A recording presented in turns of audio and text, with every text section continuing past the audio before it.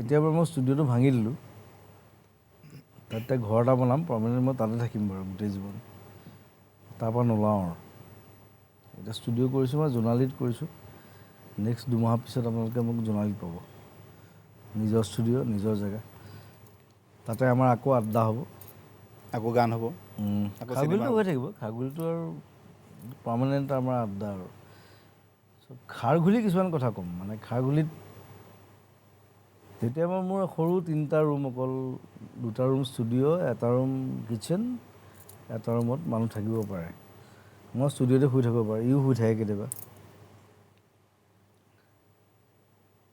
তাৰপিছত এদিন ৰাতি মই নাজানো কি কাম কৰি আছিলোঁ আমি শুলোঁ আমি 2টা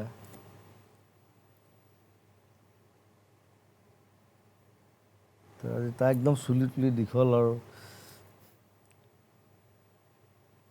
মই শুই আছোঁ ওচৰতে মই এনেকৈ তাক গৰা মাৰি ধৰিলোঁ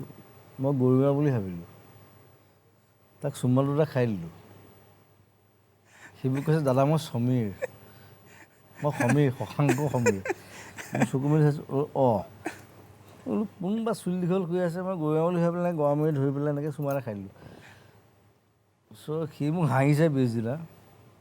মই তাক কৈছোঁ মই গেয়ো নহয় মই হোমোও নহয় চিধা কথা কিন্তু মই ৰাতি ভাবিছোঁ মোৰ কোন শুই আছে চুলি দীঘল তাকেতো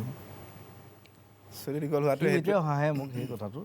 নাই মই নাহাঁহো it's a very funny event আৰু একো নাই আমি বিৰাট আচলতে আমি ব্ৰেকফাষ্ট কৰিছোঁ সি হাঁহিছে সি কৈছে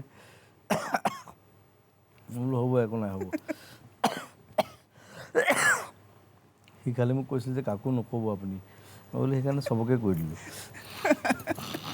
সেই তেনেকুৱা ঢেৰ আমি কিমান পাৰ্টি খালোঁ গোটেই